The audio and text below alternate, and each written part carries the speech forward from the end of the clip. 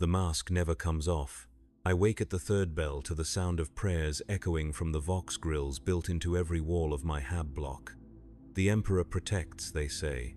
The Emperor judges, they say. The Emperor knows. But I know something they do not. The Emperor does not patrol the lower spires of Hive Tertius with a shock maul crackling at his belt and a bolt pistol heavy in his hand. The Emperor does not walk among the unwashed masses who spit and curse when they think no one can hear them. The Emperor does not see the hatred that burns in their eyes when they look upon his servants. I am Arbitrator Kael Morn of the Adeptus Arbites, and for 23 years I have been the law in the shadow of dying stars. My precinct covers 6 levels of the mid-spire, from the manufactorum districts where the air tastes of rust and sweat, to the merchant quarters where guild lords count their thrones behind armored glass. 3 million souls call this sector home. 3 million potential criminals. 3 million reasons why the Imperium endures only through fear. The carapace armor is ritual. Each piece has been blessed by Chaplain Voss, anointed with sacred oils, and inscribed with the litanies of justice. The gorget bears the skull and scales of our order. The pauldrons carry purity seals that flutter like dying moths in the recycled air. The helmet seals with a soft hiss, and suddenly the world becomes filtered through red-tinted lenses and the constant whisper of vox static. I am no longer Kael Morn. I am the law incarnate. I am fear given form. The shock maul hangs at my right hip, its power cell humming with barely contained energy. A touch of the activation stud and it could shatter bone, stop a heart, or cook a man's brain in his skull. The bolt pistol rests in its holster like a sleeping predator, each shell in its clip capable of turning a human torso into a crater of meat and splintered bone. These are not tools of justice. They are instruments of terror. And terror, I have learned, is the only language the masses truly understand. My first patrol begins before dawn in the Manufactorum district. The great machines never sleep, their rhythm a constant heartbeat that vibrates through the metal floors and into the bones of every worker. Steam hisses from coolant pipes. Sparks shower from welding stations. The air shimmers with heat and chemical fumes that would burn the lungs of anyone not born to breathe poison. Here, in the bowels of the hive, they make the components that keep our world alive: weapons parts, vehicle engines, the 10,000 pieces that comprise a single lasgun. They work 18-hour shifts and sleep in bunks stacked 6 high, and they hate us for it. I know they hate us because they cannot hide it completely. A worker pauses at his station when I pass, his hands trembling as he reaches for a welding torch. His supervisor, a scarred woman with oil-stained coveralls, watches me from the corner of her eye while pretending to inspect a gear assembly. A child, no more than 12, drops the tray of rations she was carrying and scrambles to clean up the spilled gruel while shooting glances in my direction. Fear radiates from them like heat from the forge fires. But underneath the fear, deeper and darker, I can feel the hatred burning. They hate us because we represent everything they can never be. We eat real meat while they subsist on protein paste. We live in private chambers while they crowd together like animals. We carry weapons while they may not even touch a knife without permit. We are the enforcers of a system that grinds them down until they are nothing more than cogs in a machine that does not know their names. And we do it not because we must, but because we can. The first incident comes at the shift change, when 10,000 workers flood the corridors like water through broken pipes. The crowd moves with practiced efficiency, born of necessity and fear. No one speaks above a whisper.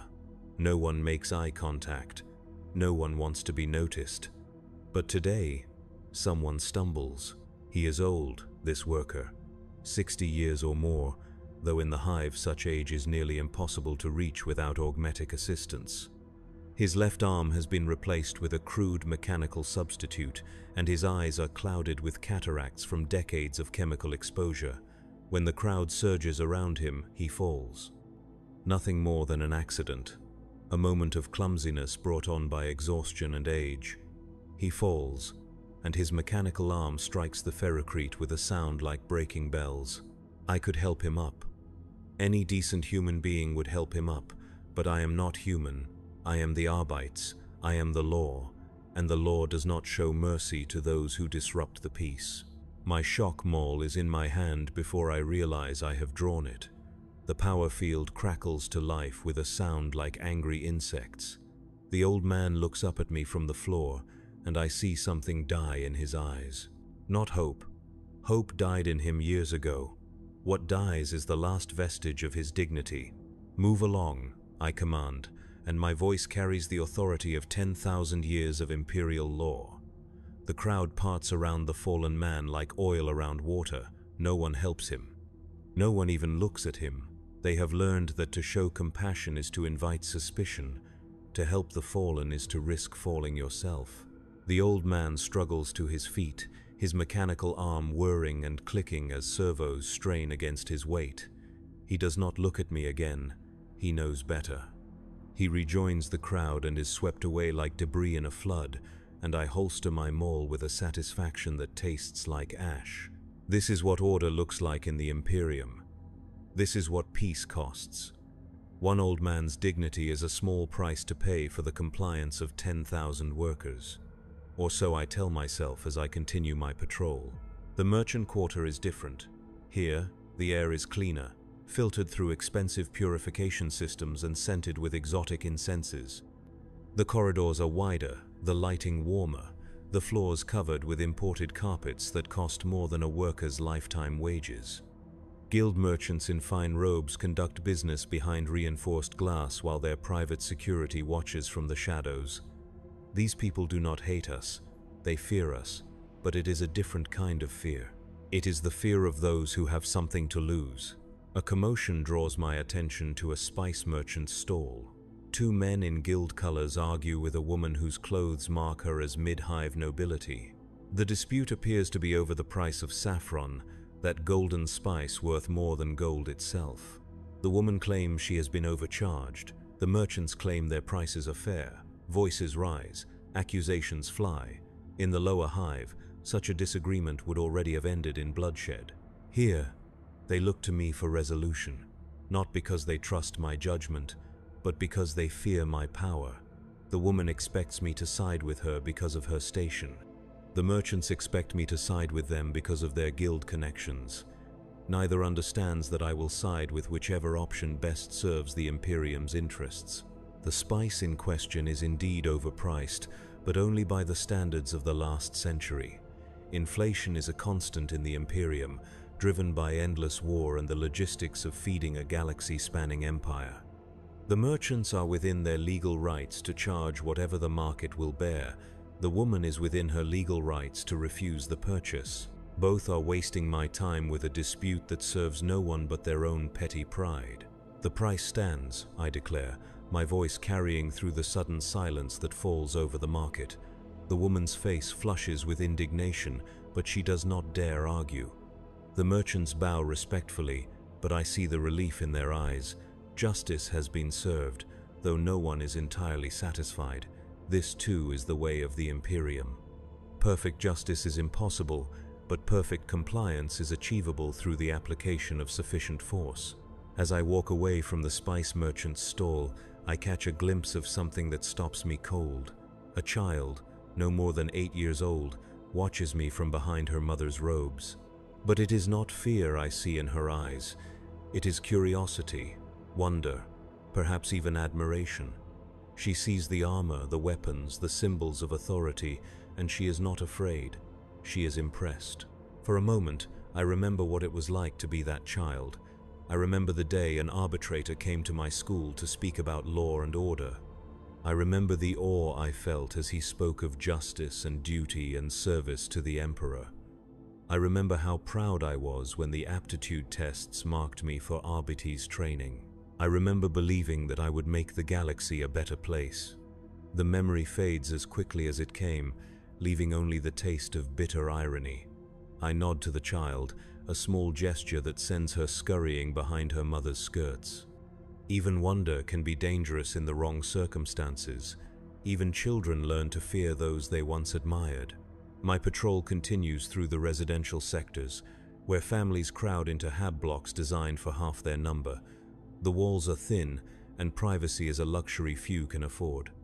I hear fragments of conversation as I pass, a woman weeping over an empty ration card, a man cursing the foreman who work him 16 hours without break, children crying for food that will not come. These are not the sounds of rebellion, they are the sounds of despair, and despair, properly managed, is as useful as fear in maintaining order. At the intersection of Hab Block 7 and the main transit corridor, I encounter my first real challenge of the day. A crowd has gathered around something, their voices raised in the kind of excitement that makes my hand drift toward my weapon. As I approach, they part before me like smoke before flame, revealing the source of their agitation. A man lies dead in the corridor. His throat has been cut with surgical precision, and his blood pools around his head like a crimson halo. His clothes mark him as a mid-level administrator, the kind who processes work assignments and food distributions, the kind who decides who eats and who goes hungry, the kind who makes enemies simply by doing his job. Murder in the hive is not uncommon. In a population of millions packed into spaces designed for thousands, violence is inevitable. What makes this case interesting is not the death itself, but the way the crowd reacts to it. There is no grief, no shock, no calls for justice. There is only a grim satisfaction that speaks of long-nursed grudges finally settled. I kneel beside the body, my armor's sensors recording everything. The cut is clean, made with a blade that was both sharp and steady. The angle suggests someone of medium height, probably right-handed. There are no defensive wounds, which means the victim either knew his killer or was taken completely by surprise. The murder weapon is nowhere to be found, likely discarded in one of the refuse chutes that honeycomb the hive's structure. Who found the body? I ask, my voice amplified by the helmet's voxcasters. A woman steps forward, her hands clasped nervously before her. She is perhaps 40, with the prematurely aged look common to hive dwellers. Her work clothes mark her as a factory supervisor, someone with just enough authority to be trusted with small responsibilities. "I did, Lord Arbitrator," she says, using the honorific that protocol demands. "I was returning from the night shift when I saw him lying there. Did you see anyone else in the corridor?" "No, my lord. The transit ways were empty except for the usual traffic." Her answers are practiced, too perfect. She is lying, but not necessarily about anything important. In the hive, people learn to lie to authority as naturally as they learn to breathe. Truth is dangerous. Lies are survival. I look at the crowd that has gathered around us. 24 faces, all carefully neutral, all desperately trying not to appear involved. But I know that at least half of them know exactly who killed this man.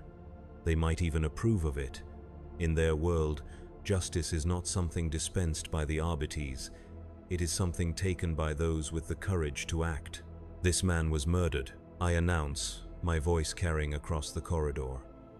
"The killer will be found and punished according to Imperial law. Anyone with information is required to come forward immediately." The silence that follows is absolute. Not one person speaks, not one person volunteers anything. They stand there like statues, their eyes fixed on points just past my shoulders, waiting for me to leave so they can return to their lives. They will not help me find the killer because they do not see the killing as a crime. In their minds, justice has already been served. Under Imperial law, I have several options. I could order mass interrogations, using pain stimulators and truth serums to extract confessions. I could implement collective punishment, reducing the ration allocations for the entire sector until someone comes forward. I could simply execute a random selection of the crowd and let fear do the work of justice. Any of these options would likely produce results. Someone would confess, or provide information, or simply be tortured until they said what I wanted to hear. The case would be closed, the killer punished, and order restored. That is how the system is supposed to work. But as I look at these people, these downtrodden masses who work themselves to death for the glory of an empire that will never know their names, I find myself asking a question that has no place in an arbitrator's mind. Do they deserve justice? Or do they deserve mercy? The question is heretical. The law is absolute. The Emperor's will is incontrovertible. My duty is clear. And yet, the question lingers as I seal off the crime scene and begin the routine of filing reports that no one will read and conducting investigations that will lead nowhere. That evening, I return to my chambers in the Arbites precinct house. The building is a fortress of black stone and steel, its walls covered with icons of justice and images of the Emperor's wrath. Here, surrounded by the symbols of my calling, I should find comfort. Instead, I find only the weight of another day's compromises with a system that grinds human dignity into dust. My quarters are spartanly furnished: a bed, a desk, a weapon rack, a small shrine to the Emperor. On the wall hangs my commission, signed by Sector Judge Vex herself, authorizing me to act as law and judge within my designated area of authority. Beside it hangs a mirror, and in that mirror I see the face of a man I no longer recognize. 23 years of service have carved lines around my eyes and turned my hair gray at the temples. 23 years of enforcing laws that serve only to maintain a status quo built on suffering. 23 years of telling myself that order is worth any price, that peace justifies any brutality, that the Emperor's will excuses any cruelty. I remove my helmet and set it on the weapon rack beside my bolt pistol. The shock maul goes into its charging cradle, where it will spend the night building power for tomorrow's violence. The armor plates are cleaned and oiled with ritual precision, each piece blessed and stored according to regulations that have not changed in 10 millennia. In the mirror, without the armor, I look almost human, almost like the man I was before I swore my oath to serve the Emperor's justice. But that man is gone, consumed by years of compromises and small cruelties. In his place stands something else, something harder, something colder, something that can look upon suffering and call it necessity. My dinner consists of protein cubes and recaf, the same meal I have eaten every night for longer than I care to remember. As I eat, I review the day's reports on my data slate.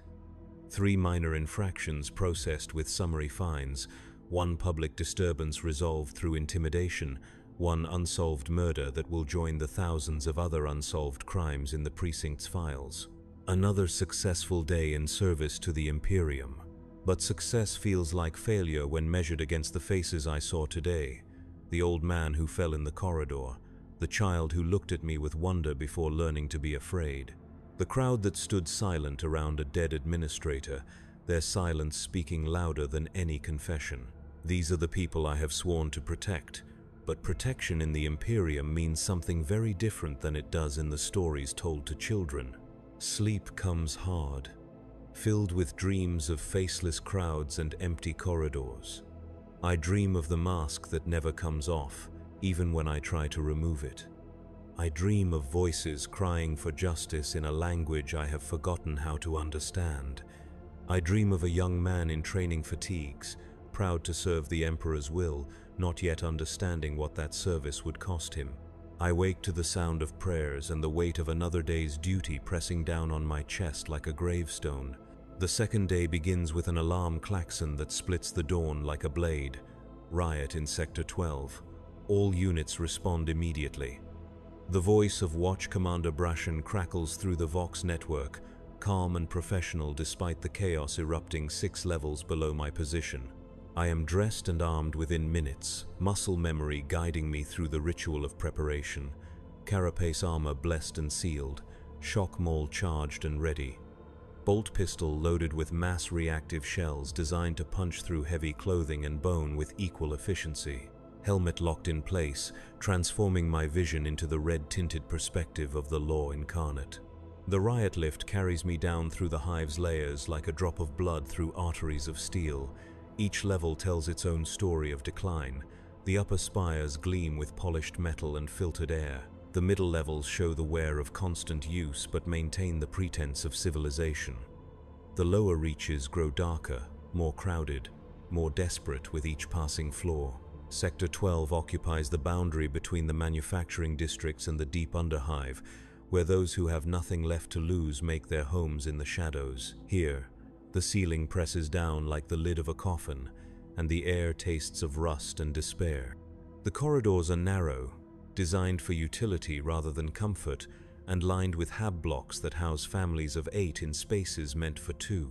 As the lift descends, I can hear the riot growing louder, voices raised in anger, the crash of breaking glass, the rhythmic chanting that turns a crowd into a mob and individuals into something far more dangerous. By the time I reach Sector 12, the sound has become a roar that vibrates through the metal decking under my feet. The scene that greets me is controlled chaos. 2 squads of Arbites have formed a cordon across the main thoroughfare, their riot shields locked together in an unbreakable wall. Behind them, enforcer units wait with shock prods and gas dispensers. Above, on the maintenance gantries, snipers track targets through the scopes of long-last rifles. Everything is ready except the order to fire. Watch Commander Brashen stands behind the shield wall, his own armor scarred by decades of such conflicts. He turns as I approach, his helmet vox crackling with static. "Report," I demand, taking my position in the formation. "Food riots," he replies, his voice carrying the weary tone of someone who has seen this play out too many times. The protein shipment was contaminated. 3,000 ration packs had to be destroyed. The locals are not taking the news well. Through the gap between riot shields, I can see the mob that has gathered in the plaza beyond. Perhaps 200 people, maybe more, pressed together in a heaving mass of bodies and raised fists. They wave makeshift banners bearing slogans that would be treasonous if anyone bothered to read them. They chant demands for food, for justice, for someone to care that their children are starving while administrators feast in climate-controlled offices high above. At the front of the crowd, I spot the leaders. A man in factory coveralls, his augmetic arm raised like a banner of defiance. A woman with the bearing of a former Guard veteran, her voice carrying over the noise as she directs the mob's anger. A priest of some kind, though not one sanctioned by the ecclesiarchy, preaching about the Emperor's love for the downtrodden. These are not professional agitators or trained revolutionaries. They are ordinary people pushed beyond their breaking point by a system that sees them as expendable components in a machine too vast to comprehend. They are dangerous precisely because they have nothing left to lose. Demands? I ask, though I already know the answer. Replacement rations, compensation for the contaminated food, investigation into how the contamination occurred. Brashen's tone suggests what he thinks of such requests. Standard riot response? Standard riot response involves tear gas, shock prods, and enough violence to scatter the crowd and arrest the leaders. It is efficient, tested, and guaranteed to end the disturbance within the hour. It is also guaranteed to leave dozens of civilians injured or dead, their only crime being hunger in a system that cannot afford to feed them. I study the crowd through my helmet's optical enhancers, watching faces twisted by desperation and rage. These people are not my enemies. They are citizens of the Imperium, subjects of the Emperor, human beings whose only failing is existing in a galaxy that has no place for human dignity. But they are also a threat to order, and order is the foundation upon which civilization rests. Hold position, I command. I want to hear what they have to say. Brashen's helmet turns toward me, and I can imagine the expression beneath the faceplate. In his experience, listening to rioters only encourages more riots. The law is absolute, and mercy is weakness. He has been an arbitrator longer than I have, and he has learned that the only language the masses understand is violence. But I step forward anyway, my boots ringing against the metal decking as I approach the line of riot shields. The crowd sees me coming, and their chanting falters as they recognize the symbols of ultimate authority emblazoned on my armor. Here stands not just a policeman, but the living embodiment of imperial law. Here stands someone who could order their deaths with a single word and face no consequences beyond a minor entry in his daily log. Citizens of the Imperium, I begin, my voice amplified by external speakers to carry over the crowd's murmur. You have assembled without permit in violation of civil order statutes. You have raised your voices in seditious chant. You have disrupted the peace that the Emperor demands of his subjects. The crowd stirs uneasily, but they do not disperse. The leaders stand firm, their eyes fixed on my helmet's red lenses. The man with the augmetic arm steps forward, his mechanical fist raised in defiance. "We demand food for our children," he calls out, his voice carrying clearly in the sudden quiet. "We demand clean water. We demand the basic rights promised to all citizens of the Imperium. We demand justice for the corruption that poisoned our rations while the nobles feast in their towers." His words are technically treasonous. He has accused imperial officials of corruption without evidence. He has claimed rights that exist nowhere in imperial law. He has demanded justice from a system that recognizes only obedience. Under the Lex Imperialis, I could execute him where he stands and face no questions beyond a routine inquiry. Instead, I find myself asking, "What would you have me do?" The question surprises everyone, including myself. It is not the response of a proper arbitrator. It is the question of someone who still remembers what it means to be human. The augmetic man blinks in confusion, his mechanical arm wavering. Behind him, the crowd mutters uncertainly. They had prepared for violence, for the brutal suppression that always follows dissent in the Imperium. They had not prepared for someone in authority to actually listen. "Investigate," calls out the former guard veteran. "Find out why our food was poisoned. Punish those responsible. Replace what was destroyed. Treat us like human beings instead of cattle to be managed." Her requests are reasonable. More than reasonable. They are exactly what any decent system of government would provide as a matter of course. They are also impossible within the rigid hierarchy of imperial administration, where questioning a superior's competence is tantamount to heresy and admitting error is seen as weakness. I stand there for a long moment, surrounded by the weight of expectations I cannot meet. The rioters expect justice that I am not empowered to provide. My fellow arbitrators expect decisive action to restore order. The system expects me to choose between mercy and duty, knowing that mercy is not an option for someone wearing the skull and scales of the Adeptus Arbites. The choice, when it comes, feels inevitable. Disperse immediately, I command, my voice carrying the full weight of imperial authority. Return to your homes and workstations. Resume your duties as loyal citizens of the Imperium. This gathering is illegal and will not be tolerated. The disappointment in their faces cuts deeper than any blade. They had hoped, despite everything, that someone in authority might listen to their pleas. They had believed, for just a moment, that the system might show compassion for their suffering.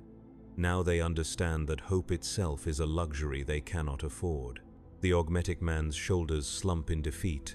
The veteran woman shakes her head sadly. The unsanctioned priest bows his head in prayer for souls trapped in a system that has forgotten how to forgive. One by one, they begin to turn away, their dreams of justice dying in the recycled air of the lower hive. But not all of them leave. A core of perhaps 50 remains, the most desperate of the desperate, those who have already lost everything and have nothing more to fear. They link arms and begin to chant, not the angry slogans of before, but something softer, something that sounds almost like a hymn. The Emperor protects, they sing, their voices blending into harmony despite the harsh acoustics of the metal corridor. The Emperor provides, the Emperor loves his children. It is a song I learned as a child, taught in the scholars to instill faith and obedience, but in their voices, it becomes something different. It becomes an accusation, a reminder of promises that have been broken and faith that has been betrayed. They sing not of the Emperor who rules from his golden throne, but of the Emperor who supposedly cares for the lowest of his subjects. Watch Commander Brashen steps up beside me, his hand resting on the grip of his shock maul. "Orders, arbitrator?" The words stick in my throat like broken glass. These people are guilty of nothing more than believing the lies we tell children about the Imperium's benevolence. They are singing hymns, not seditious chants. They are praying, not rioting. but they are also defying a direct order from legitimate authority, and defiance cannot be tolerated regardless of its form.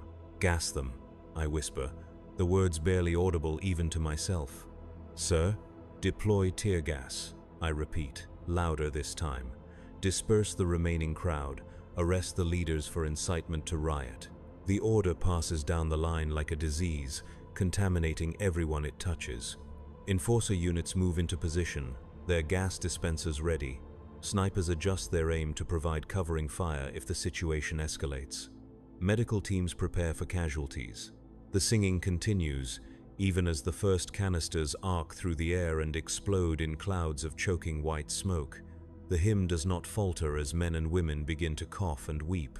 They continue to sing even as their voices grow hoarse and their eyes stream with tears. The Emperor protects. They chant through the chemical fog, their words a challenge to everything I represent. The Emperor provides. The Emperor loves his children. The gas does its work with ruthless efficiency.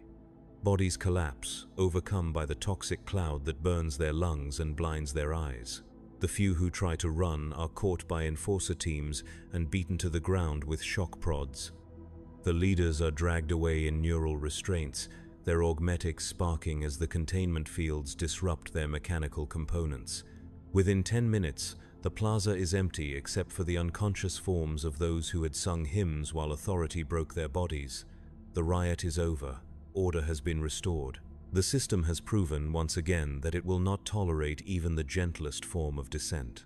I stand in the settling gas cloud, breathing filtered air through my helmet's purification system, and try to tell myself that I have done my duty. The law has been upheld. The peace has been preserved. The Emperor's will has been enforced through the application of appropriate force. But the song lingers in my memory, a haunting melody that speaks of faith betrayed and hope abandoned. The Emperor protects, they had sung, even as his servants prepared to gas them into submission. The Emperor provides, they had believed, even as their children starved in the depths of the hive. The Emperor loves his children, they had proclaimed, even as his justice fell upon them like a hammer upon flesh. As I walk back through the empty corridors of Sector 12, past the hab blocks where families huddle behind locked doors and pray that the violence will not find them, I begin to understand something that 23 years of service had failed to teach me. We are not the police of the Imperium. We are its executioners. We do not serve justice. We serve order, and order demands that hope be crushed before it can take root in hearts that have learned to expect nothing but suffering. The mask never comes off because the mask has become the face. The armor never comes off because beneath it lies nothing but shame. The law never bends because it was never meant to serve anyone but those who benefit from its rigidity. And in the depths of the hive, where the lights grow dim and the air grows thick, 3 million souls continue their daily struggle against a system that sees them not as citizens to be protected, but as problems to be managed. The Emperor protects. The children learn to sing in school. But down here, in the darkness where the Emperor's light cannot reach, we are the ones who decide what protection means. We are the police of Warhammer 40,000, and we are everything that is wrong with the universe we claim to serve. The third day brings no alarms, no riots, no immediate crises demanding the application of sanctioned violence. Instead, it brings something worse. Routine patrol through the hab blocks where yesterday's defeated rioters have returned to nurse their wounds and plan their quiet acts of rebellion. The aftermath of suppressed dissent has a particular texture to it, like the air before a thunderstorm but without the promise of cleansing rain. People move through the corridors with hunched shoulders and downcast eyes, but their silence carries an electric charge of barely contained fury. They have learned that hope is dangerous, but they have not yet learned to stop hoping. I walk among them in my armor of black ceramite and contempt, the skull and scales of the Arbites catching the pale light of overhead lumens. My footsteps echo off metal walls covered in decades of grime and neglect, a percussion that announces the arrival of authority in places where authority is synonymous with pain. At the intersection of Corridor 7 and Hab Block Delta, I encounter my first test of the day.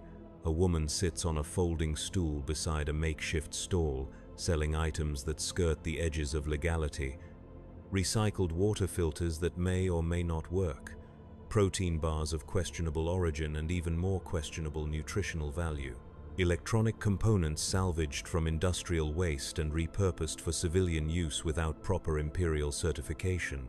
Under the letter of the law, her entire operation is illegal. The goods are unlicensed, the stall is unpermitted, and she lacks the proper guild memberships required for commercial activity. I could arrest her, confiscate her merchandise, and sentence her to 6 months of penal servitude without requiring anything more than her presence in this place at this time. But she is not alone. 3 children sit behind her stall, sharing a single portion of gruel from a battered metal bowl.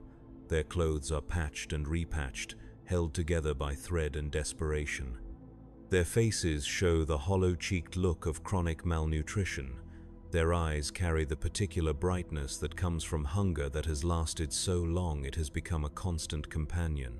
The woman herself might be 30 or 50 or anywhere in between.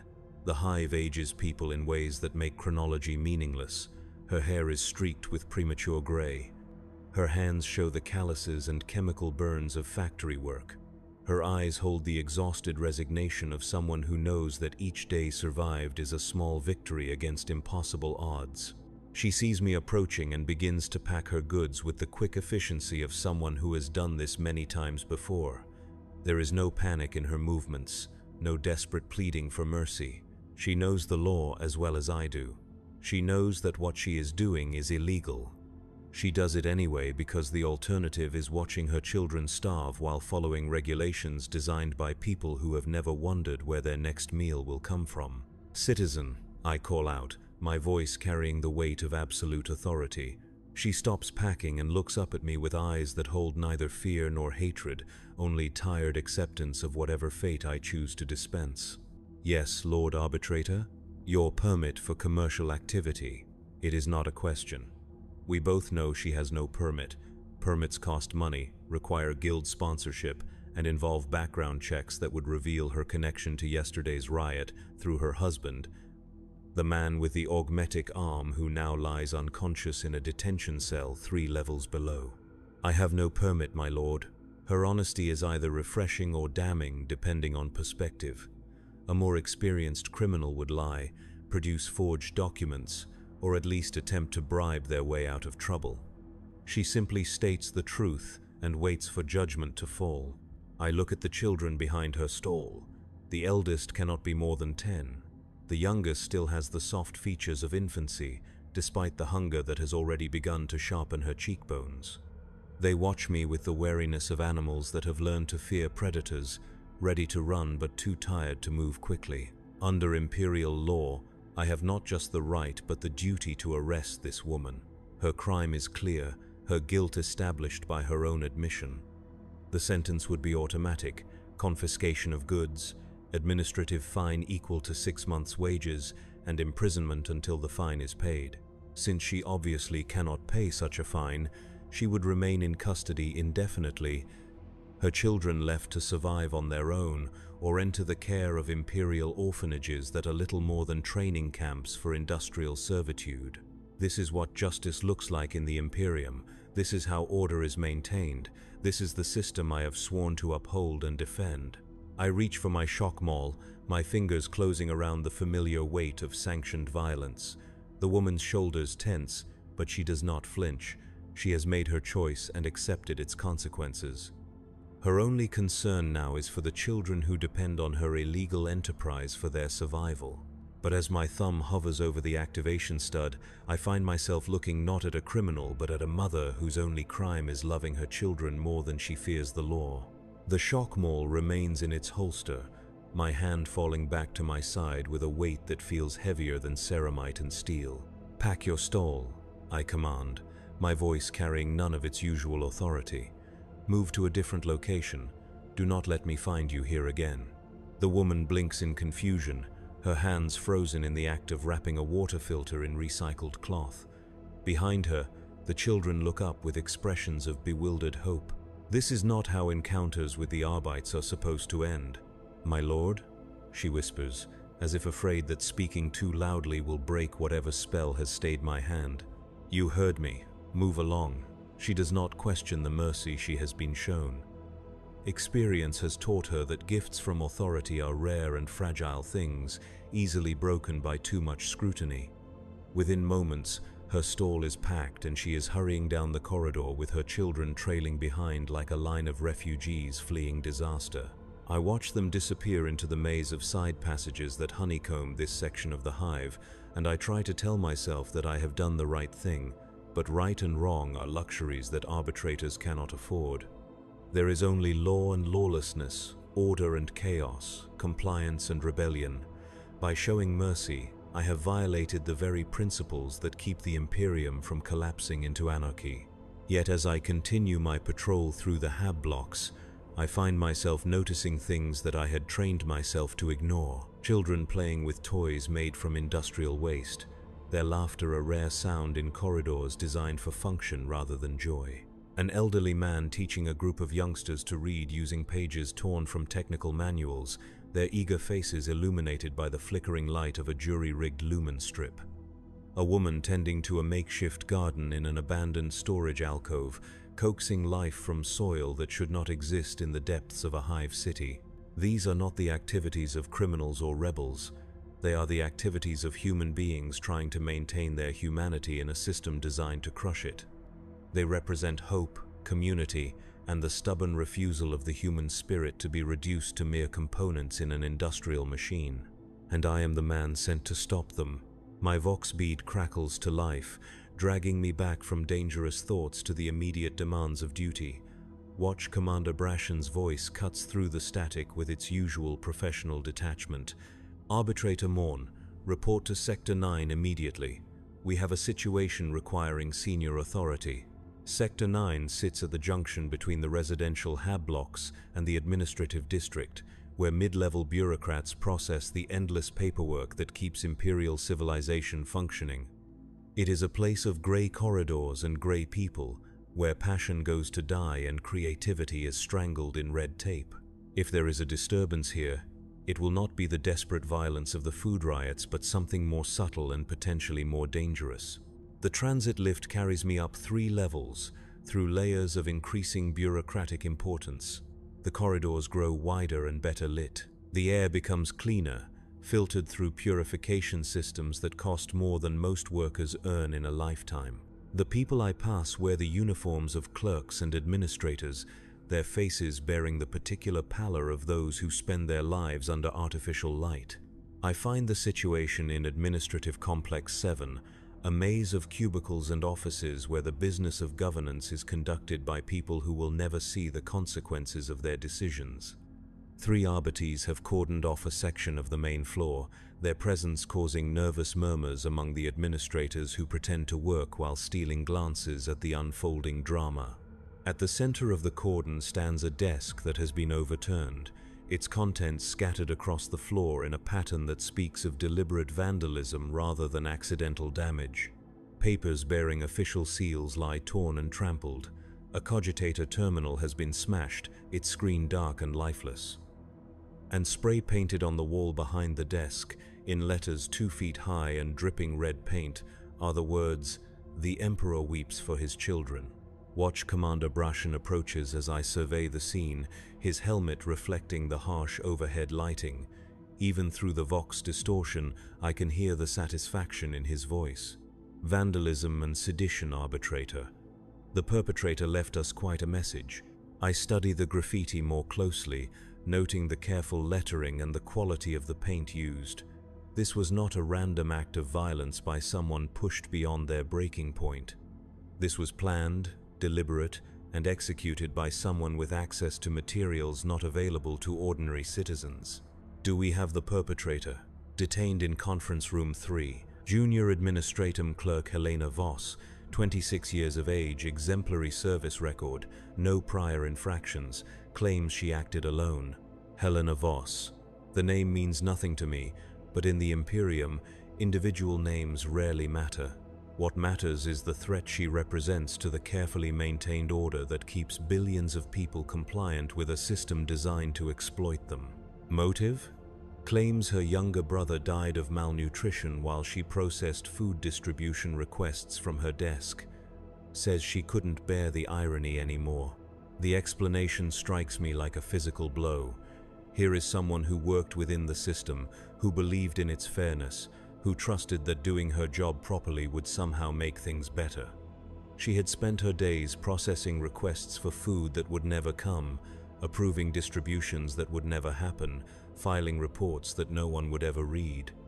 And when the system she served so faithfully killed her brother through deliberate neglect, she finally understood what her role really was. She was not an administrator. She was an accomplice. "Interview room?" I ask, though I already know the answer. "Ready when you are, sir." Conference Room 3 has been converted into a temporary interrogation facility, its windows blocked and its recording equipment activated. Helena Voss sits at the metal table in the center of the room, her hands cuffed in front of her with neural restraints that will deliver painful shocks if she attempts to move too quickly. She is younger than I expected, with the soft features of someone who has never known real hardship until recently. But her eyes tell a different story. They hold the hollow look of someone who has seen too much truth too quickly, whose faith in the system has been shattered by direct contact with its consequences. She looks up as I enter, and I see not fear but a terrible kind of relief, as if being caught has freed her from the burden of pretending to believe in what she was doing. "Helena Voss," I begin, taking the seat across from her. "Junior clerk, 3rd class, assigned to food distribution processing for sectors 8 through 12. 17 months of service, performance ratings consistently above standard." 18 months, she corrects quietly. "My service anniversary was last week." The precision of her correction tells me everything I need to know about her psychology. She is someone who values accuracy, who takes pride in doing things correctly, who believes that attention to detail matters. These are exactly the qualities that make good administrators and dangerous dissidents. "Tell me about your brother." Her composure cracks slightly, a tremor passing through her hands as the neural restraints detect and suppress her emotional response. When she speaks, her voice carries the flat tone of someone reciting facts to avoid confronting feelings. "Marcus Voss, age 14, employed as a maintenance apprentice in the lower manufactorums, died 3 weeks ago of protein deficiency complicated by respiratory infection." The medical examiner listed the cause of death as natural causes related to nutritional insufficiency. Natural causes, I repeat, tasting the bitter irony of the phrase. In the Imperium, starvation is considered natural, an inevitable result of resource scarcity rather than administrative choice. It is not murder if the system kills you through indifference rather than malice. "I processed his food allocation request myself," she continues, her voice growing stronger as anger replaces grief. "Form 7743 Delta, requesting increased protein rations for miners engaged in hazardous industrial work.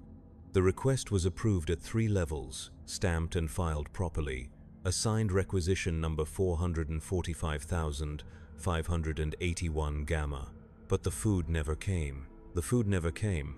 The requisition was lost in processing. The approval was voided due to budget constraints. The allocation was redirected to administrative personnel as a morale enhancement measure." Her eyes meet mine across the table, and I see in them the cold fury of someone who has learned that her brother's death was not an accident, but a choice made by people who had never seen his face. "So you decided to take justice into your own hands." "I decided to tell the truth." She gestures toward the wall where her message still drips in red paint. "The Emperor weeps for his children. That's not sedition, arbitrator. That's scripture." 3rd Book of Imperial Saints, Chapter 12, Verse 7. "And the Master of mankind looked upon the suffering of his people, and his heart was moved to tears of infinite compassion." She is right, of course. The phrase comes directly from approved religious texts, taught in every schola and recited in every prayer service throughout the Imperium. But context matters more than content in imperial law. The same words that inspire faith when spoken from a pulpit become sedition when painted on the wall of an administrative complex by someone whose brother died while bureaucrats debated budget allocations. You destroyed imperial property. You disrupted government operations. You created public disturbance through unauthorized political expression. I told the truth about a system that murders children while calling it natural causes. Her defiance is absolute, unburdened by any hope of mercy or survival. She has already accepted that her actions will result in her death, either through immediate execution or gradual destruction in a penal facility. What she cannot accept is returning to her desk to process more requests for food that will never arrive while more brothers and sisters die of neglect that masquerades as inevitability. Under imperial law, her fate is sealed. Destruction of government property carries a sentence of 5 years hard labor. Seditious expression carries a sentence of 20 years imprisonment or immediate execution at the discretion of the presiding arbitrator. Creating public disturbance during a time of civil unrest carries an automatic death penalty.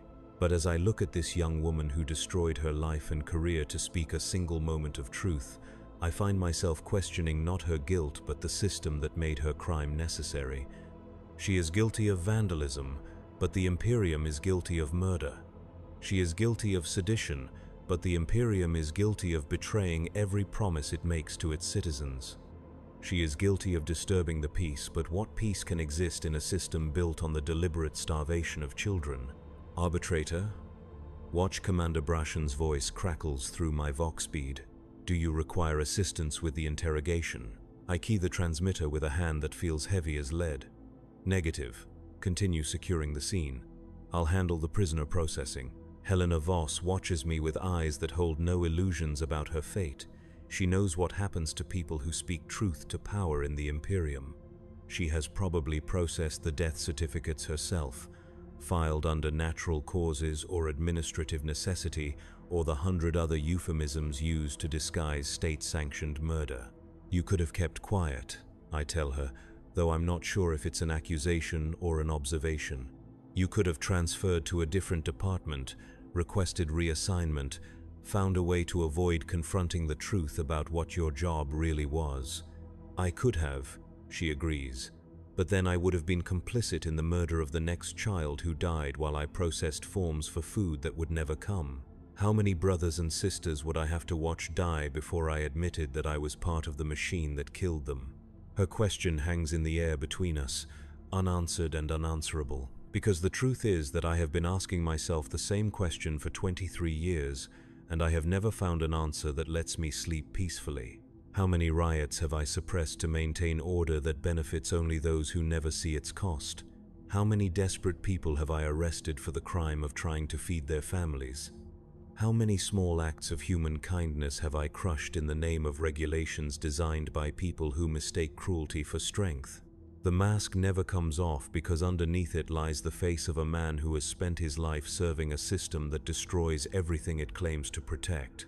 The armor never comes off because beneath it lies the soul of someone who has forgotten the difference between justice and revenge, between law and oppression, between duty and collaboration.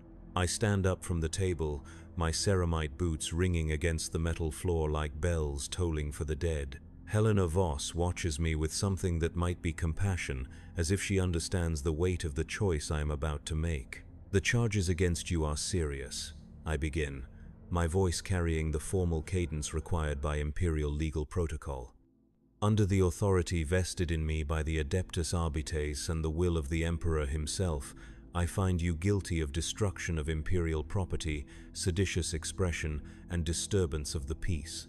Her face remains calm, accepting the verdict she had expected from the moment she picked up the spray paint and decided that truth was worth more than life.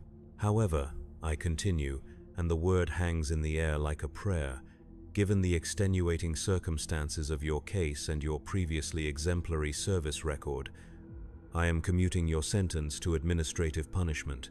You are hereby dismissed from imperial service with loss of benefits and barred from future government employment. You will serve 6 months of community service in the lower hive districts, specifically in food distribution centers where your experience can be put to constructive use. The silence that follows is absolute. Helena Voss stares at me with eyes wide with disbelief, as if she cannot quite process what she has heard. Through my helmet's vox pickup, I can hear her breathing quicken with something that might be hope.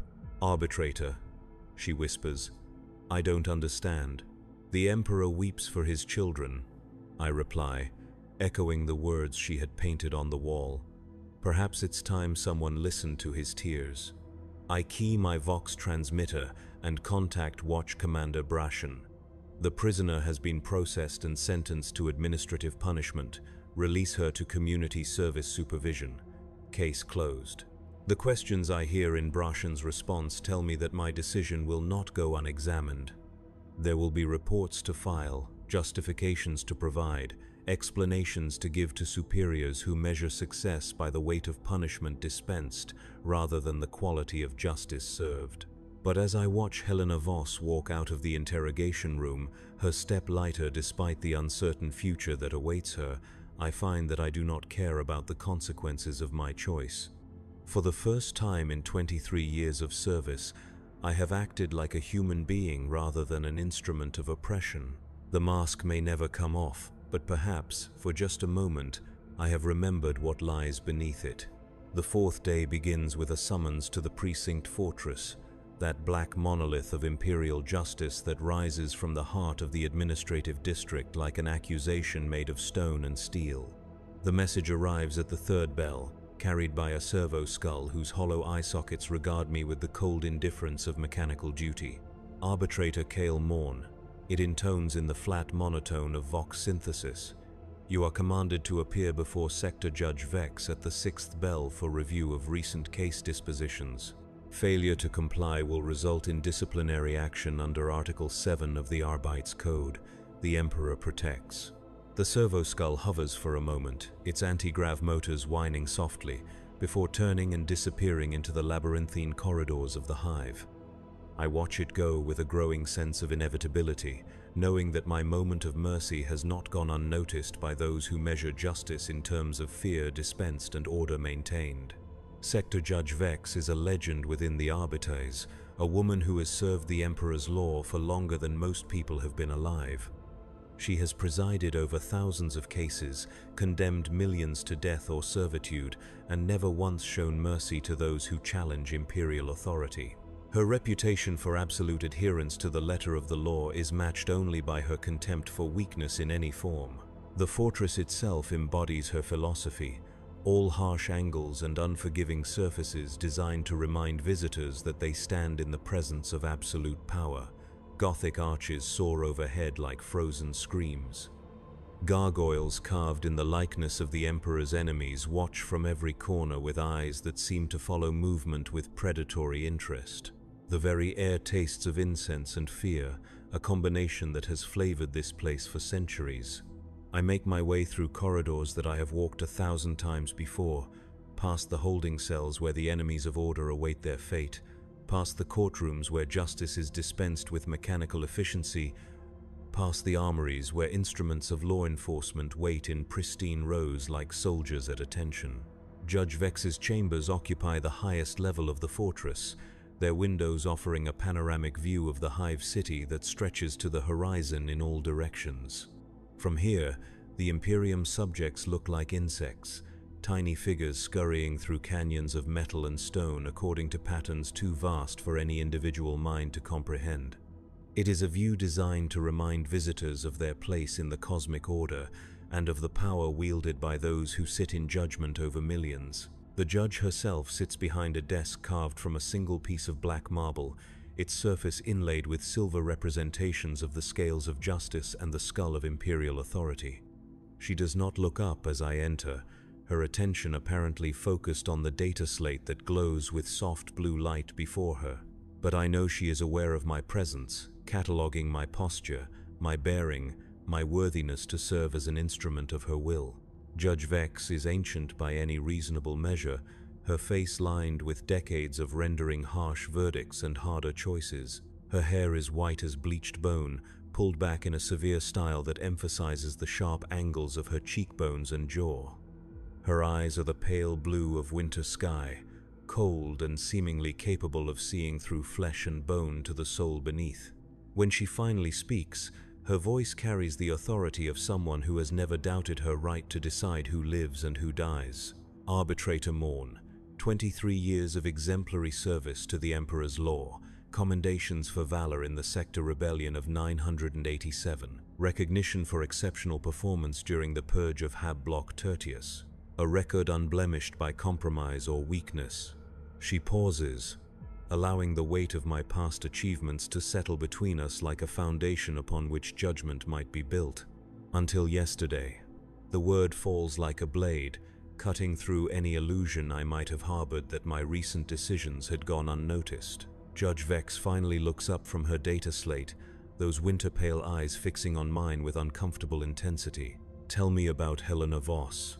The question is deceptively simple, but I know that my answer will determine whether I leave this room as an arbitrator or as a prisoner awaiting execution for dereliction of duty.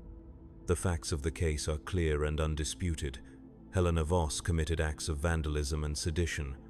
Under imperial law, she should have been executed immediately or sentenced to decades of penal servitude. Instead, I showed mercy. Helena Voss, junior administratum clerk, committed acts of vandalism against imperial property and seditious expression through unauthorized political messaging.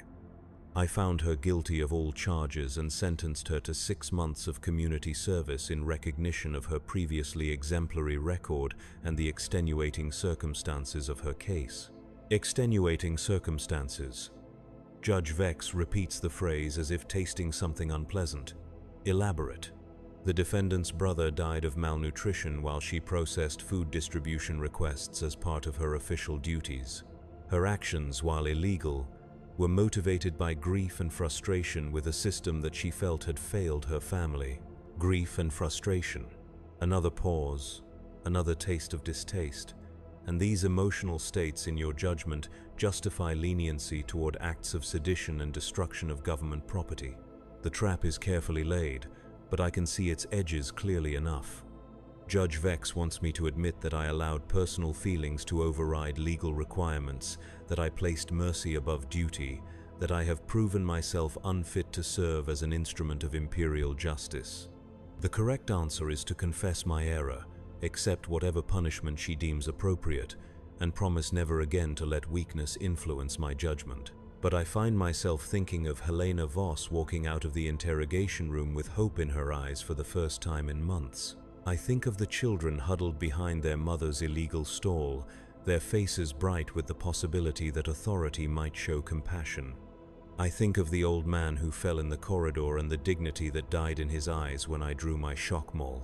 No, Judge Vex, they do not justify leniency.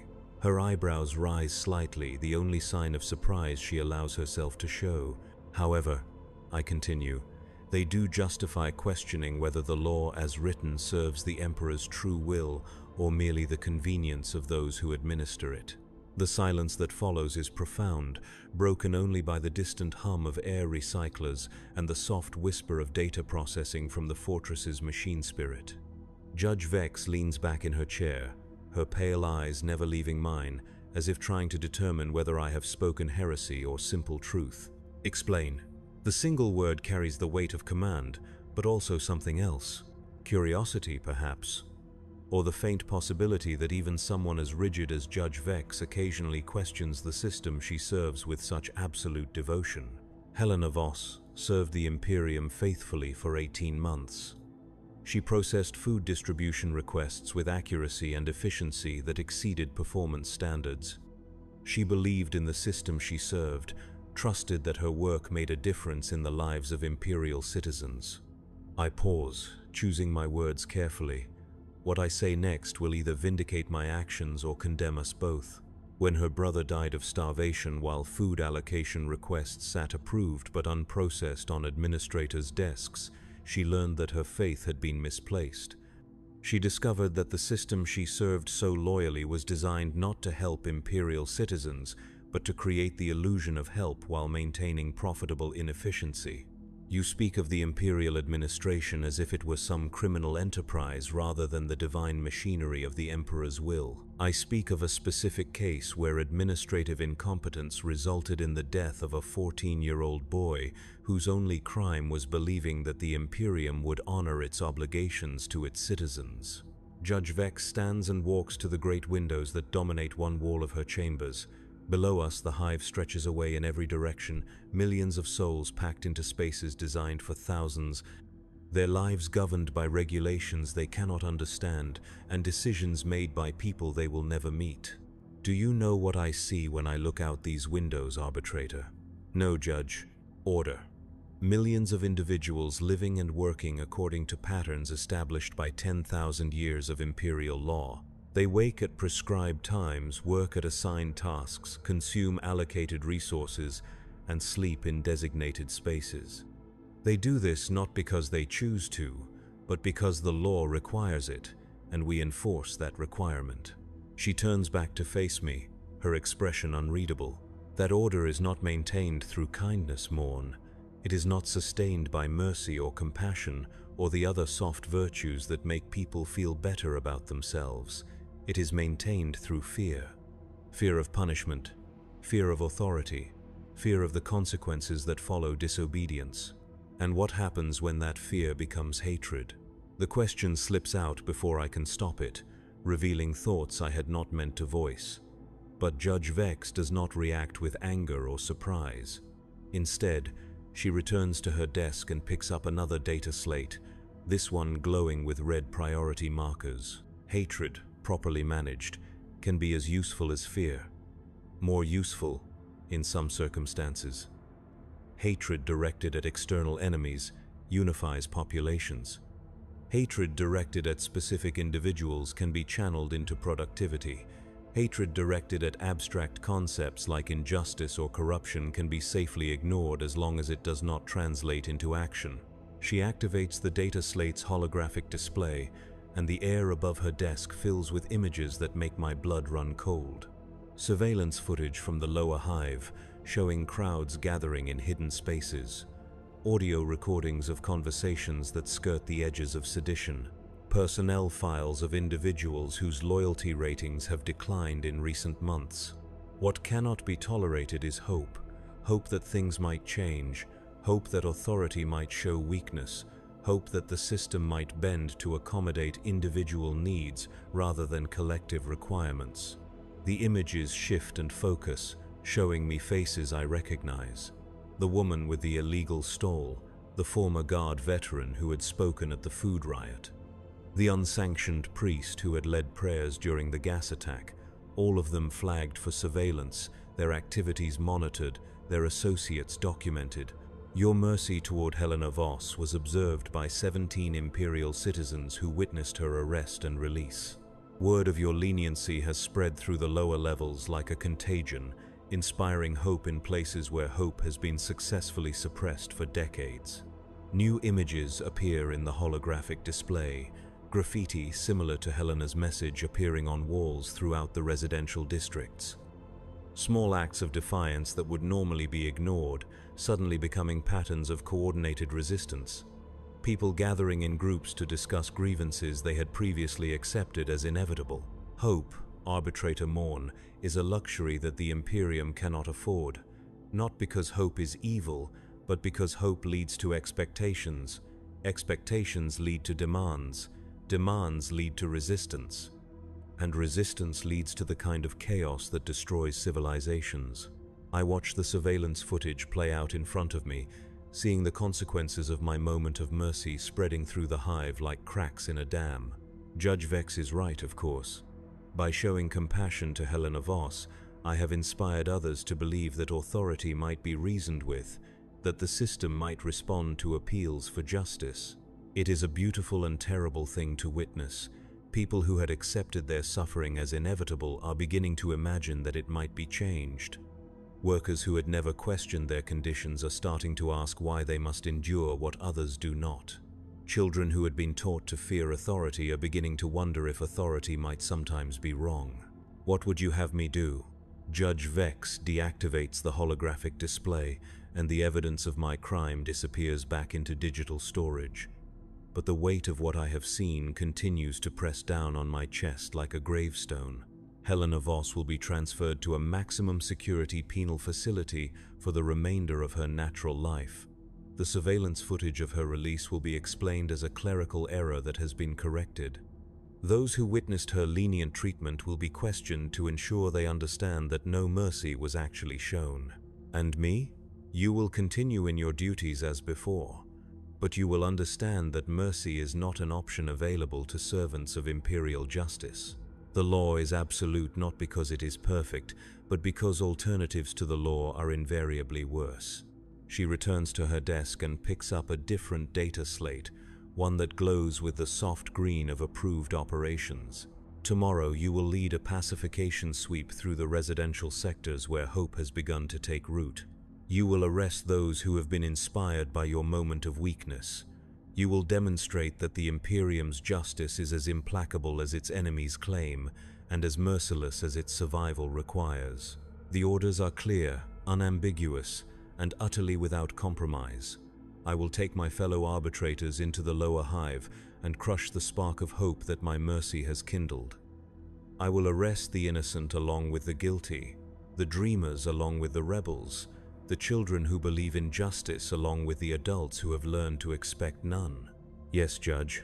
Before you go, arbitrator, consider this.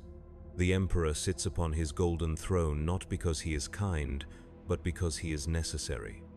The Imperium endures not because it is just, but because it is strong. We serve not because we love our duty, but because someone must do what others cannot.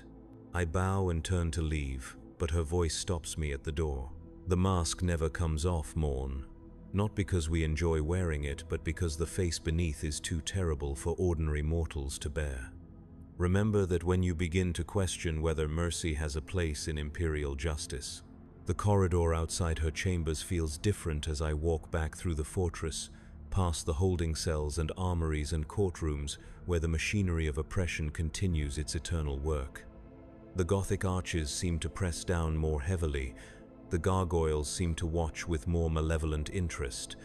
The very air seems thick with the weight of decisions that cannot be undone. I think of Helena Voss, who by now has probably been collected from her community service assignment and transferred to a transport bound for a penal facility where hope goes to die. I think of the children who will grow up believing that authority might show compassion, only to learn through bitter experience that such beliefs are dangerous delusions. I think of the crowds who will gather tonight in hidden places to whisper about justice, not knowing that every word they speak is being recorded for use against them. Tomorrow, I will put on my armor and take up my weapons and lead a pacification sweep that will crush the hope I accidentally kindled. I will arrest mothers and fathers whose only crime is believing their children deserve better. I will destroy the fragile communities that have begun to form around shared dreams of justice. I will demonstrate once again that in the Imperium of mankind, mercy is not just forbidden but actively punished. The mask never comes off because the man beneath it has become complicit in a system so vast and terrible that resistance seems impossible and collaboration feels like the only path to survival. The armor never comes off because it has become a shell protecting not the world from me but me from the world I have helped create. And in the depths of the hive, where 3 million souls struggle against a system designed to grind them into components for a machine that does not know their names, the police of Warhammer 40,000 continue their eternal patrol, maintaining order through fear and crushing hope wherever it dares to bloom. The 5th day arrives with the sound of boots on metal decking, the harsh rhythm of an army preparing for war against its own people. I stand in the armory of Precinct Fortress Tertius, watching my fellow arbitrators prepare for the pacification sweep that will demonstrate the true nature of imperial justice. 24 men and women in ceramite plate armor, each one a veteran of countless encounters with those who dare to question the system that defines their lives. They check their weapons with the practiced efficiency of professional killers. Bolt pistols loaded with mass-reactive rounds designed to punch through human flesh and bone. Shock mauls charged to deliver voltages that can stop a heart or cook a brain. riot shields locked and loaded with enough charge to repel anything short of heavy weapons fire. Watch Commander Brashen addresses the assembled force, his voice carrying clearly through the helmet comlinks that bind us together in purpose if not conscience. Intelligence indicates widespread seditious activity throughout residential sectors 7 through 12, unauthorized gatherings, distribution of inflammatory materials, expression of anti-imperial sentiment. Standard pacification protocols are authorized. Resistance will be met with appropriate force. Appropriate force. The phrase has a clinical precision that masks the reality of what we are about to do. We will break down doors and drag people from their beds. We will separate children from parents and husbands from wives. We will fill transport cages with human beings whose only crime is believing that suffering might be alleviated rather than simply endured. Are there questions? Brashen asks, though his tone suggests that questions are neither expected nor welcome. Silence greets his inquiry. These are veteran enforcers who have conducted such operations hundreds of times before. They know what is expected of them, and they know that hesitation or doubt will be interpreted as weakness unworthy of the Arbites uniform.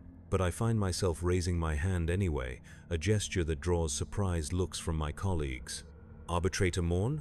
Rules of engagement for non-combatants. The question is routine, required by regulations that specify how Imperial forces should handle civilians during urban operations. But in the context of this particular mission, it carries implications that make several of the assembled arbitrators shift uncomfortably. Standard protocols apply. Brashen replies after a moment's hesitation. Civilians who cooperate will be processed according to their level of involvement in seditious activities. Those who resist will be dealt with accordingly. Another clinical phrase that means we will kill anyone who tries to protect their family, their neighbors, or their community from the violence we are about to inflict. Resistance, in this context, includes anything from armed opposition to simply refusing to unlock a door when ordered to do so. The transport that carries us down to the residential levels is filled with the quiet tension that precedes violence. Through the small windows, I watch the hive's architecture change as we descend through layers of increasing desperation. The corridors grow narrower, the lighting grows dimmer. The air grows thicker with the accumulated waste of millions of human beings packed into spaces never meant to hold them. Our first target is Hab Block Delta 7, where surveillance has detected unauthorized gatherings and the distribution of materials questioning food allocation procedures. Intelligence reports suggest a cell of 12 to 15 individuals led by a former factory supervisor named Jorik Ven, whose only apparent crime is organizing community meetings where residents discuss their problems and seek collective solutions. The Hab block itself is a monument to utilitarian architecture, all right angles and efficient space usage designed by people who will never have to live in the structures they create. 15 levels of residential units, each one housing families of 6 to 8 in spaces originally intended for 2. The corridors are lined with water pipes that drip constantly, creating pools of rust-stained moisture that never fully dry. The air recycling system struggles against the biological load, filling every breath with the scent of too many people living too close together. We move through these corridors like a plague, our armored forms blocking the narrow passages and forcing residents to press themselves against walls to avoid being trampled. Children peek out from doorways with wide eyes that reflect our helmet lenses, their parents pulling them back into the safety of homes that offer no real protection from authorities' reach. The gathering we seek is easy to find. Voices carry clearly through the thin walls, raised not in anger but in the kind of reasoned discussion that imperial law considers more dangerous than any riot. They are talking about water purification, about organizing collective purchasing of medical supplies, about establishing a school where children can learn more than basic industrial skills. These conversations represent everything the Imperium fears most: the possibility that its subjects might organize themselves, might discover that their problems are shared rather than individual, might begin to imagine solutions that do not depend on the benevolence of distant authority. Brashen signals for positions, and we surround the meeting room with practiced efficiency. Escape routes are blocked, communications are jammed. The trap is complete before its victims even realize they are in danger. The door is not locked. There is no need for locks in a community where trust still exists, and privacy is a luxury few can afford. Brashen kicks it open anyway, the sound of splintering metal announcing our arrival like a funeral bell. 23 people sit in a rough circle, their faces turned toward us with expressions that shift rapidly from surprise to confusion to the terrible understanding that hope has led them into a trap. They are not criminals or revolutionaries.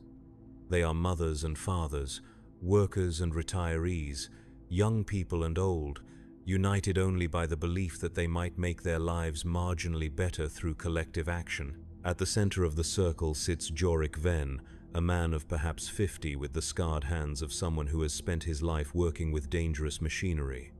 His face shows the lines that come from years of accepting responsibility for others, of making decisions that affect not just himself but his community. When he sees us, he does not run or resist. He simply stands and faces us with the dignity of someone who has already accepted the consequences of his choices. "Citizens of the Imperium," Brashen announces, his voice amplified by external speakers, "you are under arrest for unlawful assembly, seditious conspiracy, and distribution of materials harmful to public order." The words hang in the air like an executioner's sentence. Several of the gathered residents begin to weep, not from fear of physical pain but from the understanding that their dreams of a better life are about to die in neural restraints and detention cells. But Jorik Ven does not weep. He looks at each of us in turn, his eyes searching for some sign of humanity beneath our armor and authority. When his gaze meets mine, I see something I was not prepared for: pity, not for himself or his followers, but for us. For the choice we have made to serve a system that destroys communities in the name of order. "We have committed no crimes," he says quietly, his voice carrying clearly in the sudden silence. "We have harmed no one. We have simply tried to make our lives and our children's lives a little better." "Seditious assembly is a crime under imperial law," Brashen replies. "Questioning resource allocation procedures is a crime under imperial law. Organizing collective action without proper authorization is a crime under imperial law." Then the law is wrong. The words fall like stones into still water, creating ripples of shock that spread through both the arrested residents and the arresting officers. Even I, who have spent the last several days questioning the system I serve, am surprised by the simple directness of Ven's statement. He has not claimed innocence under the law. He has not argued legal technicalities or pleaded for mercy.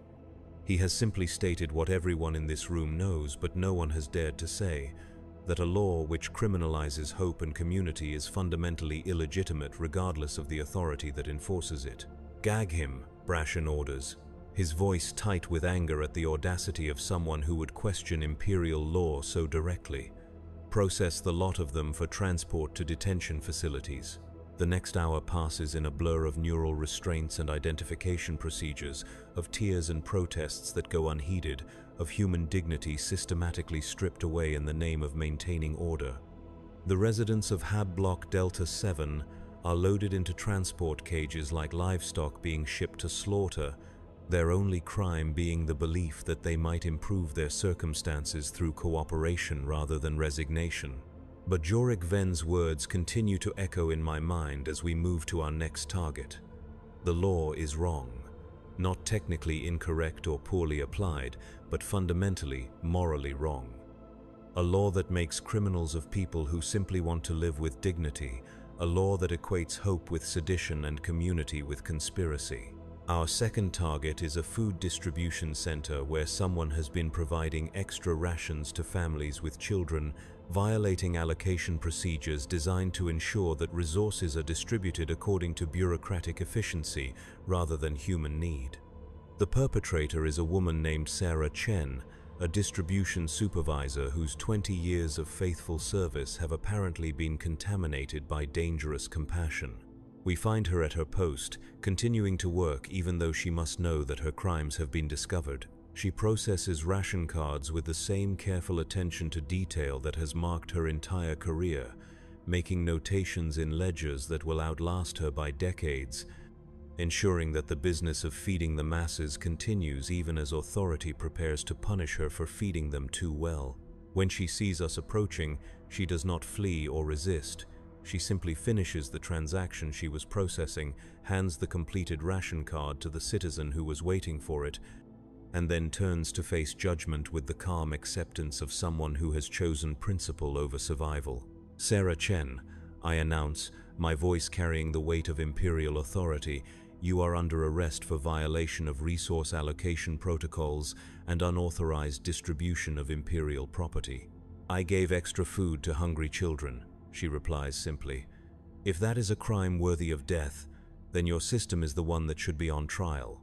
The citizen she was helping, an elderly man with the bent posture of someone who has spent decades in the manufactorums, clutches his ration card and stares at us with eyes that hold more sadness than fear. "She feeds us when the allocations run short," he says quietly. "She makes sure the children eat first. She is the only mercy we have ever seen from the Imperium." "Move along, citizen," Brashin commands, his shock maul crackling with warning energy. "This matter does not concern you." But the old man does not move. Instead, he places himself between us and Sarah Chen, his frail form a pathetic barrier against our armor and weapons. "It concerns all of us.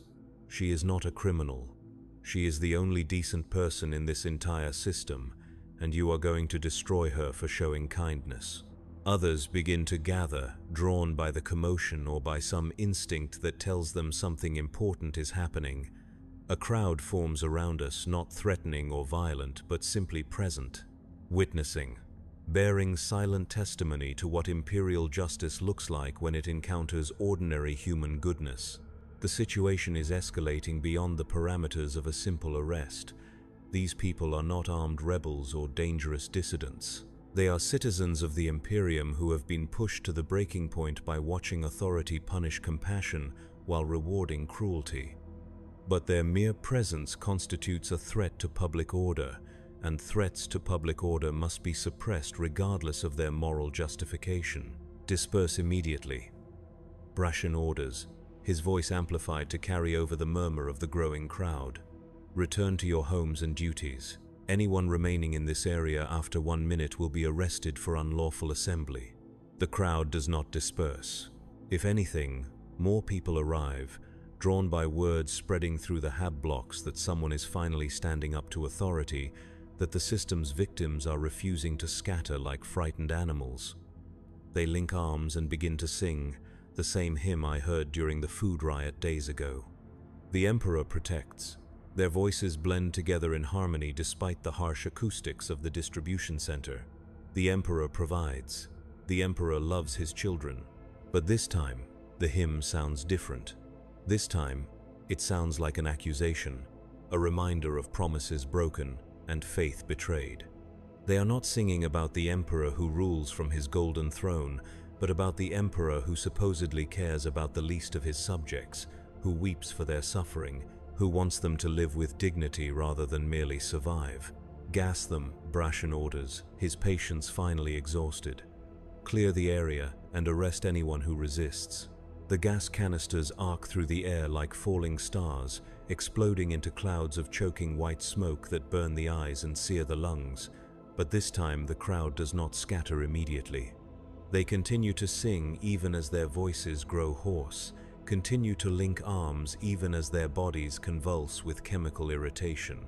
"The Emperor protects." They chant through the toxic fog, their words a challenge to everything we represent. "The Emperor provides." "The Emperor loves his children."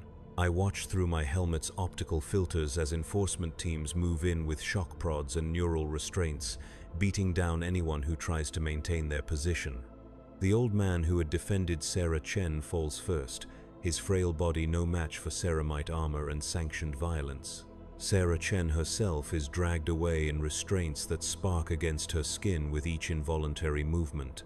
Within minutes, the distribution center is empty except for the unconscious forms of those who had tried to defend compassion against law. The order has been restored, the threat to public peace has been eliminated. Imperial justice has once again proven that it cannot be challenged without consequences. But as I stand in the settling gas cloud, Watching medical teams process the casualties of our success, I finally understand what Judge Vex had been trying to tell me. This is not law enforcement. This is not justice. This is not even effective oppression. This is the death throes of a system so fundamentally broken that it can only maintain itself by destroying everything good that tries to grow within it. We are not the guardians of civilization.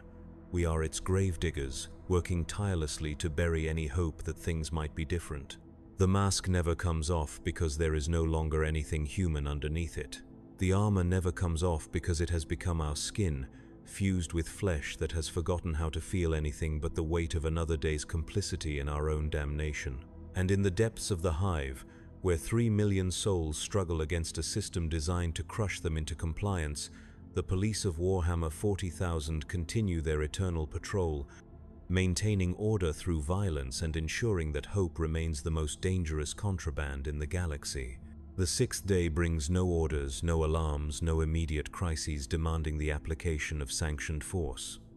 Instead, it brings a silence that feels more oppressive than any riot, a quiet that speaks of communities destroyed and spirits broken by the efficient brutality of imperial justice. I walk through corridors that felt different just a week ago, when laughter occasionally echoed off metal walls and children sometimes played games that had nothing to do with preparing for industrial servitude. Now, the passages are filled with the kind of silence that comes after violence, when people learn that hope itself is a crime punishable by exile or death. The illegal stall where the woman had sold water filters and protein bars stands empty, its location marked only by rust stains on the floor where her goods once rested. The children who had shared gruel behind her makeshift counter are nowhere to be seen, presumably placed in imperial orphanages, where they will be taught that kindness is weakness and mercy is the luxury of those who do not understand the necessity of order. In Hab Block Delta 7, the door to the meeting room where Jorik Ven had organized community discussions hangs broken on its hinges, a reminder that gathering for any purpose other than work or worship requires authorization from authorities who will never grant it. The space beyond is empty, except for a few scattered chairs and the lingering scent of fear. The food distribution center where Sarah Chen had shown dangerous compassion operates with mechanical efficiency under new management, a supervisor who understands that regulations exist to be followed rather than interpreted through the lens of human need. The lines of citizens waiting for their allocations move more slowly now, processed by someone who has learned that kindness is a career-ending mistake in the service of the Imperium. I should feel satisfaction at the completion of a successful operation. Seditious activity has been suppressed, order has been restored, the law has been upheld through the application of appropriate force. By any measurable standard, the pacification sweep was a complete success. Instead, I feel the weight of something dying inside me, some last vestige of the man who had believed that service to the Emperor meant protecting his people rather than oppressing them. That man had died slowly over 23 years of small compromises and necessary evils, but his final breath came during the gas attack on citizens whose only crime was singing hymns while authority prepared to destroy their community. My Vox bead crackles to life, calling me to witness the final chapter of our success. The transport ships carrying arrested dissidents are preparing for departure to penal facilities scattered throughout the sector, places where hope goes to die in service to the greater good of maintaining social order. The loading docks occupy the lowest levels of the precinct fortress, vast caverns carved from living rock and filled with the industrial machinery of incarceration. Transport cages line the platform like metal coffins, each one filled with human beings who had believed that suffering might be alleviated rather than simply accepted. I watch as families are separated, children torn from parents who may never see them again. I observe as communities are scattered, their bonds of mutual support severed by the cold efficiency of administrative processing. I witness as hope itself is loaded into cargo holds and shipped away to places where it will be methodically destroyed through labor and isolation. Helena Voss stands in one of the transport cages, her hands gripping the bars as she searches the crowd of observers for some sign of the mercy that had been promised and then betrayed. When her eyes meet mine through my helmet's red lenses, I see not accusation but forgiveness, as if she understands that I too am a victim of a system too vast and terrible for any individual to resist. Jorik Ven occupies another cage, his dignity intact despite the neural restraints that bind his hands and the gag that silences his voice. Around him sit the other members of his community organization, men and women whose only crime was believing that cooperation might improve their circumstances. Sarah Chen is locked in a maximum security transport, her 20 years of faithful service forgotten in favor of her final act of unauthorized compassion. The citizens she had helped are not present to see her departure, warned away by the memory of gas clouds and shock prods that had greeted their attempt to defend her. As the transports prepare for departure, Watch Commander Brashen approaches with a data slate containing my next assignment. His voice carries the satisfaction of someone who has successfully completed a distasteful but necessary task. Excellent work on the pacification sweep, Arbitrator. Order has been restored to the residential sectors. Seditious activity has been suppressed. The threat to public peace has been eliminated. I take the data slate and scan its contents, reading orders that will send me back into the corridors of the hive to continue the eternal patrol that keeps 3 million souls in line through the application of fear and the systematic destruction of hope. However, Brashen continues, there has been one complication. The complication, as it turns out, is me. Surveillance footage of my interactions with the illegal stall operator, combined with reports of my unusual questioning during the mission briefing, has raised concerns about my reliability as an instrument of imperial justice. These concerns have been noted in my personnel file and forwarded to appropriate authorities for review. Judge Vex wants to see you after the transports depart. Brashen informs me with the clinical detachment of someone delivering a death sentence. She has some questions about your recent performance. I watch the transport ships lift off from their berths, carrying their human cargo toward destinations that exist only to break spirits and destroy communities. The ships disappear into the artificial sky of the hive's upper reaches, leaving behind empty cages and the lingering scent of despair. The walk back to Judge Vex's chambers feels like a journey to my own execution, each step carrying me closer to a reckoning I have been expecting since the moment I chose mercy over duty. The corridors of the fortress seem longer than before, the Gothic arches more oppressive, the carved gargoyles more vindictive in their eternal watch. Judge Vex waits behind her marble desk, the same data slates glowing before her with their soft electronic light. But this time, I know that the information they contain concerns not distant threats to public order, but the specific case of an arbitrator who has forgotten the fundamental truth that mercy is the enemy of law. Arbitrator Morn, please, sit. The invitation is delivered with the courtesy due to someone about to die with dignity, a gesture of respect for service rendered before that service is permanently terminated. I take the offered chair and wait for judgment to fall like an executioner's blade. 23 years, she begins, her voice carrying the weight of decades spent in service to imperial justice. 23 years of faithful service, compromised by a moment of weakness that has inspired seditious activity throughout the residential sectors. She activates one of her data slates, filling the air above her desk with holographic displays of surveillance footage, personnel reports, and psychological evaluations that dissect my recent actions with clinical precision. Helena Voss, granted administrative punishment instead of the execution or lifelong imprisonment that imperial law required. The illegal stall operator, allowed to escape rather than being arrested for commercial violations. Questions about rules of engagement that suggest uncertainty about the application of appropriate force. The evidence is damning and undeniable. I have violated the fundamental principles that govern the behavior of imperial law enforcement, showing mercy where strength was required, hesitating where certainty was demanded, questioning where obedience was the only acceptable response. Do you have anything to say in your defense? The question is rhetorical, a formality that must be observed before sentence is passed. But I find myself answering anyway, speaking truth that I know will only confirm my guilt. I have served the Emperor's law for 23 years, and in all that time, I have never once made the galaxy a better place. I have suppressed riots by people whose only crime was hunger. I have arrested mothers whose only crime was trying to feed their children.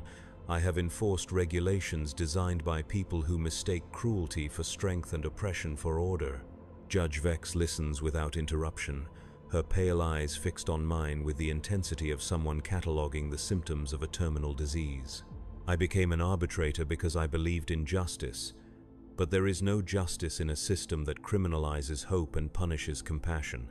There is only order maintained through fear, compliance enforced through violence, and the systematic destruction of everything that makes life worth living. I pause, surprised by the relief I feel at finally speaking these thoughts aloud, even knowing that they constitute a confession of heresy punishable by death. The law is wrong, Judge Vex. Not technically incorrect or poorly applied, but fundamentally morally wrong, and I can no longer serve a law that makes monsters of those who enforce it and victims of those who live under it.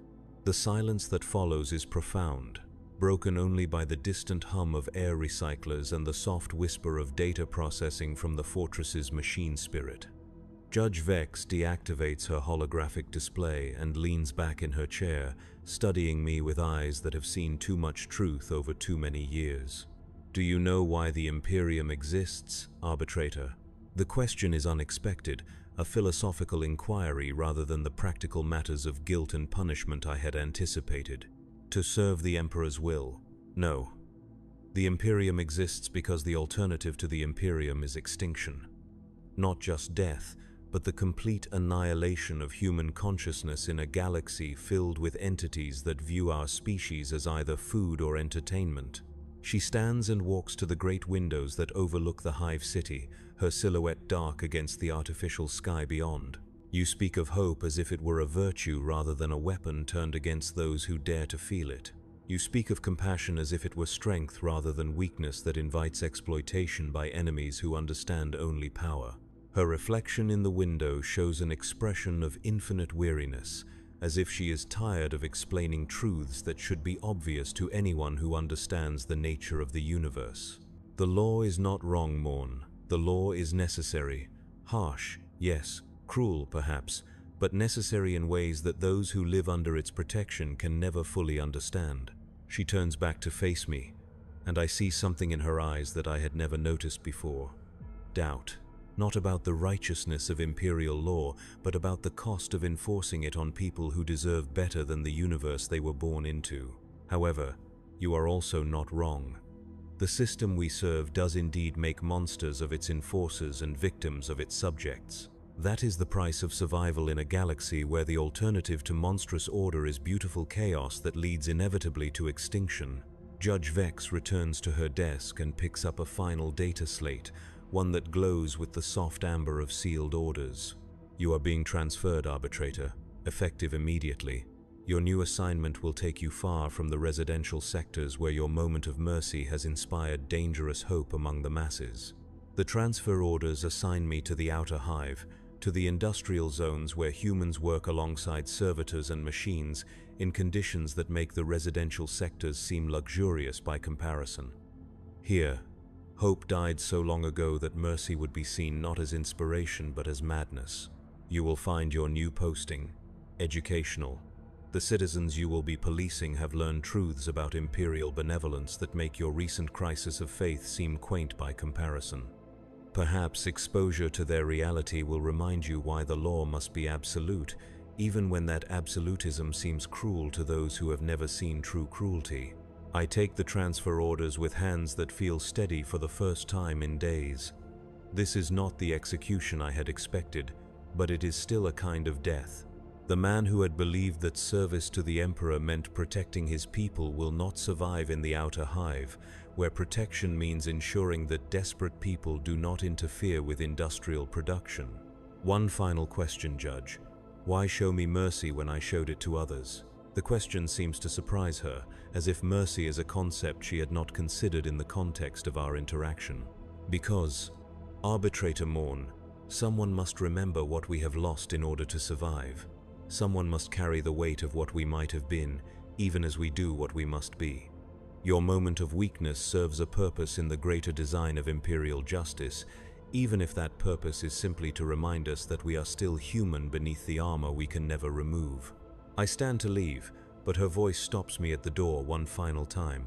The mask never comes off because the face beneath it has seen too much truth about what survival requires in this universe. But sometimes, just sometimes, it is necessary to remember that there is still a face underneath, that we have not yet become the machines we serve alongside. The transport that carries me toward the outer hive passes through layers of increasing industrial density, where the air grows thick with chemical vapors and the walls pulse with the rhythm of massive engines. Here, in the depths of imperial civilization, I will begin the next chapter of my service to a law that I now understand is both absolutely necessary and absolutely wrong. The mask will never come off, but perhaps that is as it should be. Perhaps the face beneath it is indeed too terrible for ordinary mortals to bear, corrupted by years of necessary compromises and essential evils. Perhaps the armor has become my skin, fused with flesh that has forgotten how to feel anything but the weight of duty. But in the depths of memory, I will carry the image of Helena Voss walking free from an interrogation room, her step light with hope that proved too dangerous for the system to tolerate. I will remember the old man who fell in a corridor and the dignity that died in his eyes when authority chose fear over compassion. I will hold on to the sound of citizens singing hymns while gas clouds choked the breath from their lungs. These memories will serve no practical purpose in the outer hive, where hope died so long ago that mercy would be meaningless. But they will remind me that once, for just a moment, I chose to be human instead of just another instrument of imperial oppression. And in a galaxy where such moments are rarer than diamonds and more dangerous than heresy, perhaps that is enough. The police of Warhammer 40,000 continue their eternal patrol, maintaining order through fear and ensuring that hope remains the most closely guarded contraband in the galaxy. We are the enforcers of a system that devours its own children in the name of survival, the guardians of an order built on the systematic destruction of everything that makes life worth living. We wear our masks because the faces beneath them have seen too much truth about what civilization requires when the alternative is extinction. We carry our weapons because violence is the only language that chaos understands. We serve a law that is both our salvation and our damnation, the price we pay for continued existence in a universe that wants nothing more than to see us dead.